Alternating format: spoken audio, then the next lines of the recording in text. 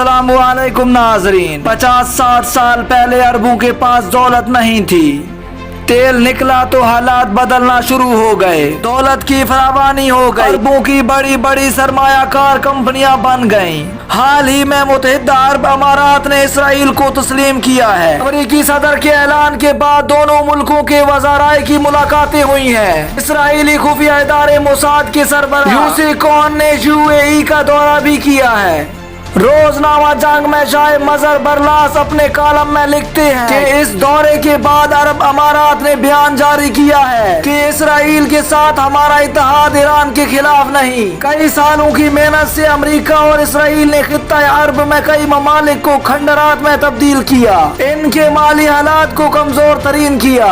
आज लबनान, मिस्र, Iraq, Yemen, शाम और लबनान समेत कई मुल्क बर्बाद होकर कमजोर पोजीशन में खड़े हैं। कुवैत मुआशी तौर पर कितना मजबूत था, अगर अब अक्टूबर तक के अखराजात के लिए कुवैत के पास 2 बिलियन दिनार रह गए हैं। अक्टूबर के बाद कुवैत को जनरल रिजर्व फंड से माहाना 1.07 बिलियन दिनार निकलवाना पड़ेंगे। इसराइल को ग्रेटर इसराइल का रूप धारने की इतनी जल्दी है कि यूएई के फ्री जोन्स में इसराइली टीमें दौरे कर रही हैं। बड़े पैमाने पर फैक्ट्रियों और मॉलों के मंसूबे बन रहे हैं। अरबों के माबैन आपस में जंगें तैयार हैं, लेकिन इस वक्त मशरिक वस्ती और बहरे रूम में तुर्की के खिलाफ इत्तेहाद बन रहा है। अगर तुर्की पर चढ़ाई हुई तो पाकिस्तान तुर्की का साथ देगा। शायद तुर्कों ने खतरात को भांप लिया है, इसलिए उन्होंने हमास के जंगजोइयों को लेबा और इस्तांबुल पहुंचाना शुरू कर दिया है। तुर्की पर कुदरत मेहरबान हो गई है। तुर्की में गैस के वसी ज़खायर दरियाफ्त हुए हैं। तुर्की की करेंसी तेजी से मजबूत होती जा रही है। आज जगहों पर तो लोगों ने डॉलर देकर लेरे खरीदना शुरू कर दिए हैं। अमेरिका ने एक मर्तबा फिर जंगों का रुख मुस्लिम दुनिया की तरफ मोड़ा है, मगर इस मर्तबा नताइज मुख्तलिफ होंगे, क्योंकि इस मर्तबा रूस, चीन, पाकिस्तान, तुर्की और ईरान एक ब्लॉक बन चुके हैं। बड़े अमरीकी इत्तेहादी भारत को भी ये खतरा है, अगर इस्लामी दुनिया की उधराहट पाकिस्तान या तुर्की के पास आ गई